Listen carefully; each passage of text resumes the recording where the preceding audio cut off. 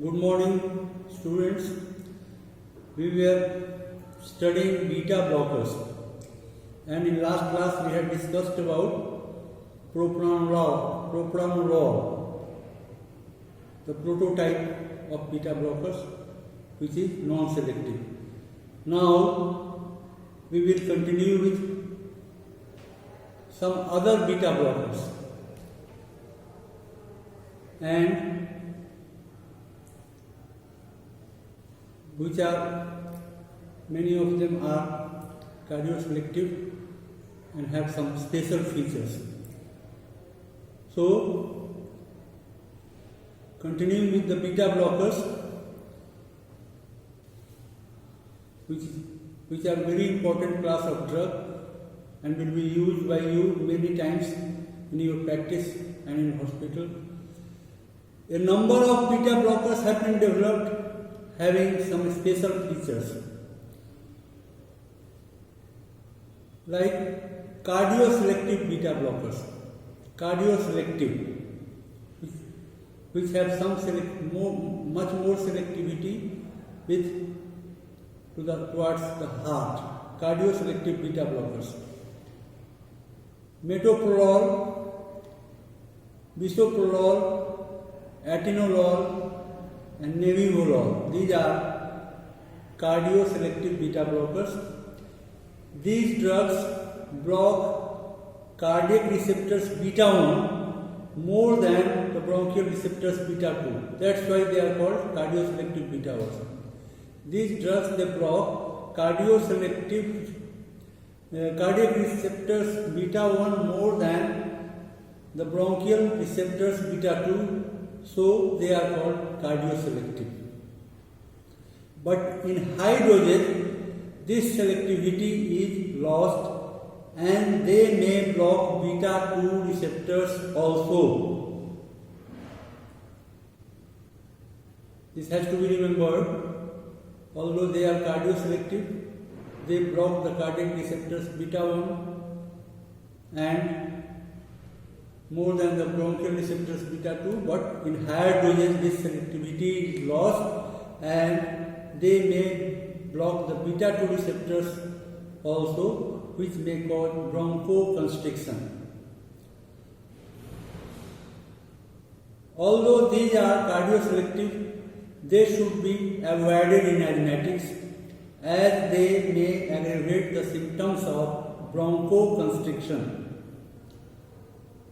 These drugs are supposed to be having less interference with carbohydrate metabolism and there is less inhibition of glycogenolysis during hypoglycemia. So they are safer in diabetes. These are the special features of these other beta blockers. These beta blockers, they show less deleterious or less harmful effect on lipid profile. They show lower incidences of cold hand and feet in vasospastic disorders and Raynaud's phenomena.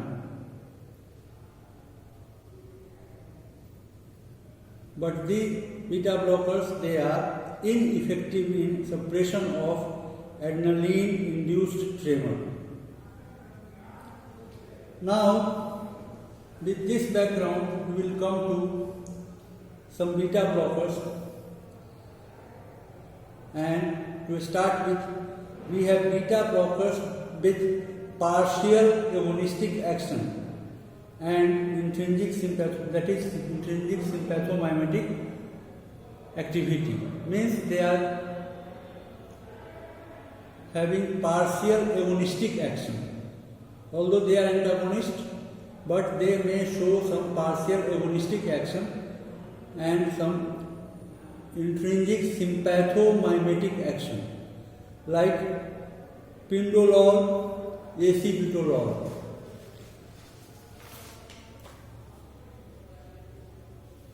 These drugs have partial agonistic activity and thus they themselves beta 1 and beta 2 receptor to a certain extent in addition to blocking them. So this is called partial agonistic action or intrinsic sympathomimetic action. They produce, the advantage is they produce less myocardial depression and bradycardia, hence they are preferred in patients with low cardiac reserve, like in elderly patients and in sick sinus syndrome patients. They block exercise-induced tachycardia and produce less abnormality in plasma lipid profile. There is no rebound hypertension and no hypersensitivity of beta receptors when the drug is suddenly withdrawn. Beta blockers, when they are suddenly withdrawn, they may show rebound hypertension. But these drugs, they do not show rebound hypertension and no hypersensitivity to beta receptors when the drug is suddenly withdrawn. They cause cerebral vasodilation, so not effective in treatment of migraine. So these are the features of the beta blockers which have partial agonistic or intrinsic sympathomimetic activity. Then the third type is beta blockers with membrane stabilizing activity. And in this we have already studied one, that is propranolol, and the others are oxypurinol and acebutolol. This activity contributes in anti-arrhythmic action, but it is only significant when the dose is higher. Now we will take up some important beta blockers individually, like atenolol, which is relatively selective beta 1 blocker. It has low lipid solubility and absorbed completely when given orally. First pass metabolism is not significant. Duration of action is longer, so once daily dose is sufficient. And there is no harmful effect on the lipid profile. So comparatively, this atenolol is a drug which can be given orally. It does not show much first pass metabolism. Duration of action is longer, so once daily, which is convenient to patient, can be given. And there is no harmful effect on the lipid profile. And the uses are of this is most commonly used beta blocker for treatment of hypertension and angina. You can use it in your treating your patients in cases of hypertension and angina. The dose is 12.5 mg to 50 mg once daily. Then another important beta blocker is metoprolol, and this is cardioselective beta 1 blocker and less likely to cause bronchoconstriction in asthmatics.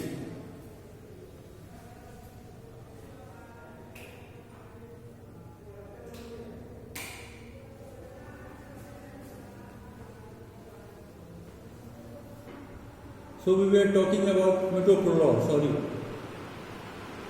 for interruption.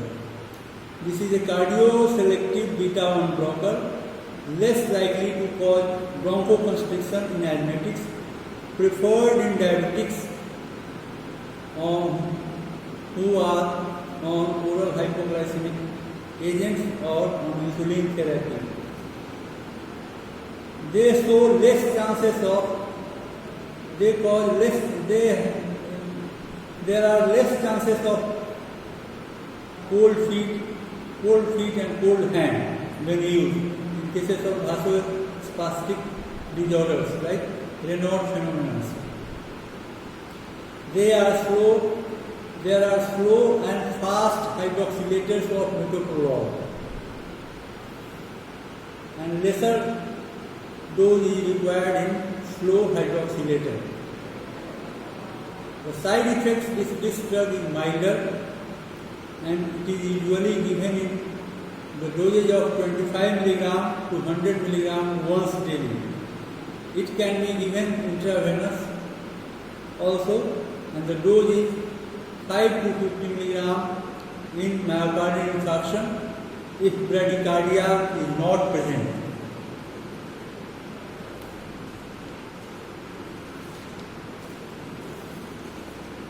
Then the other drug is sotalol.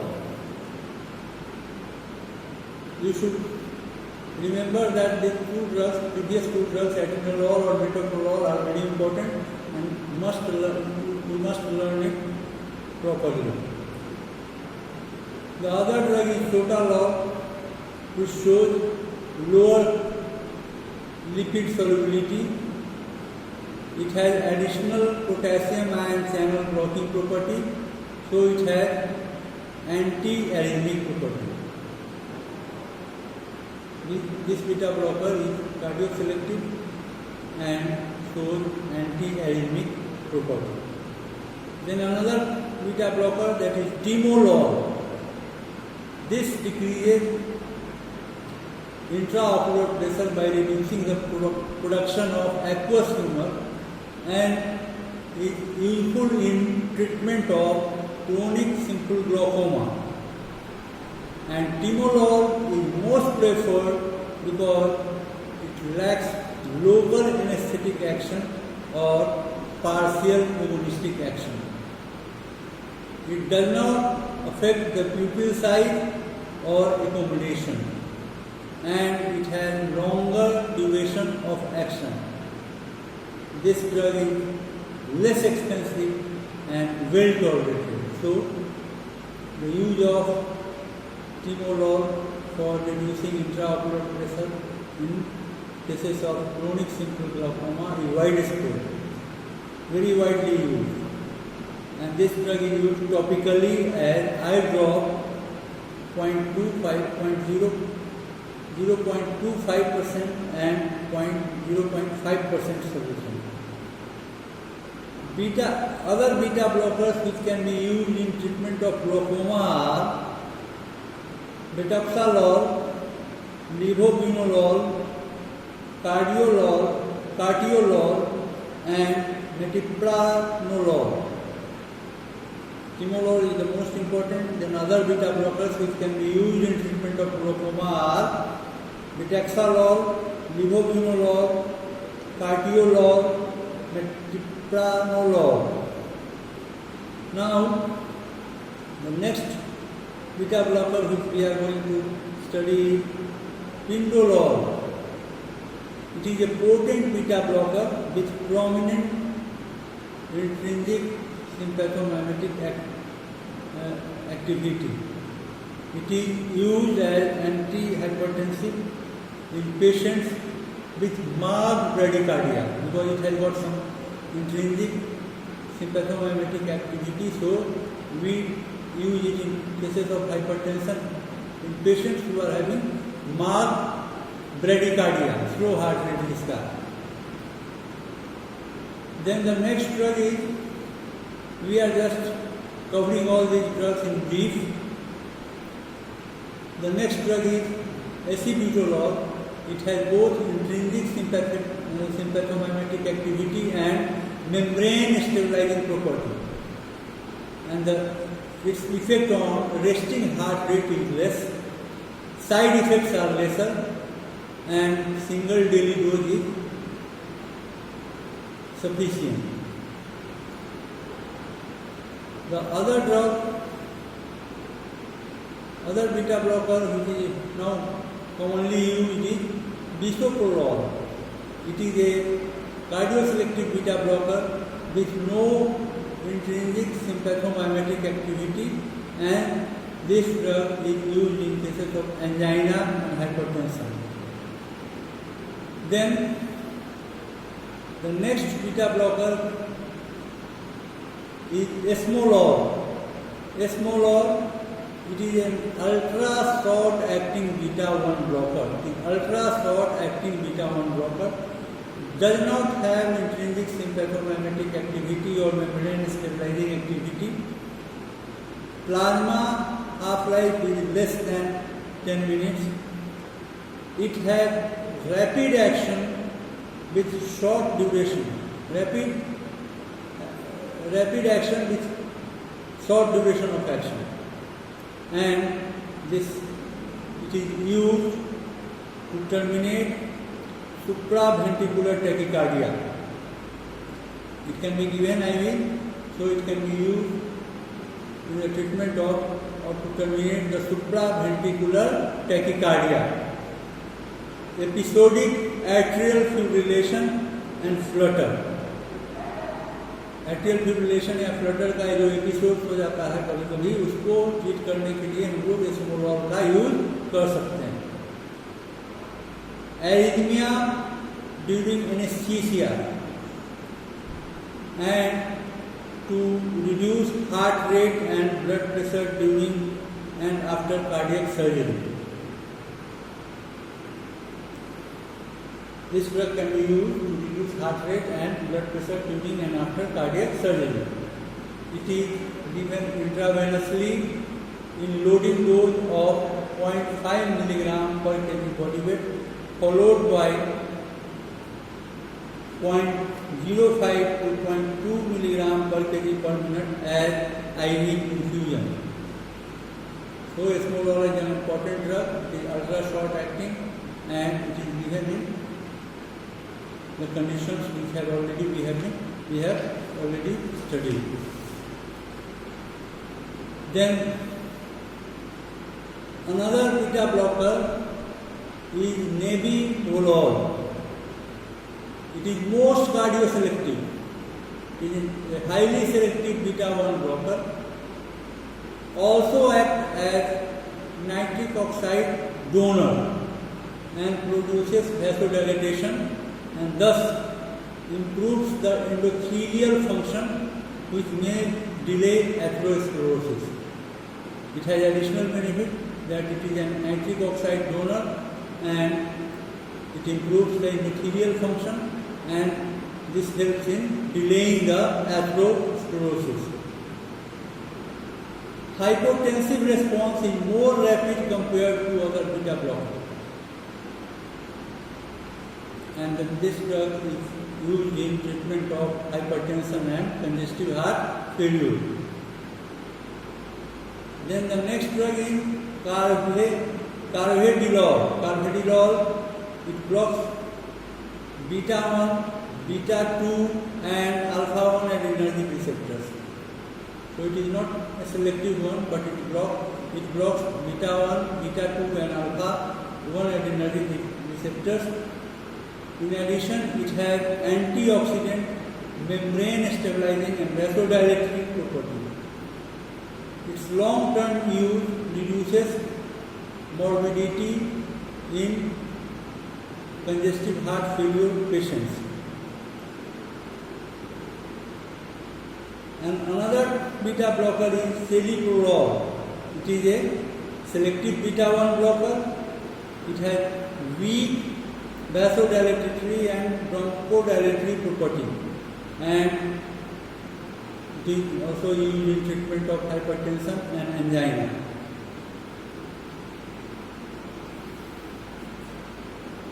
Now, so these are about the beta blockers which we have already studied.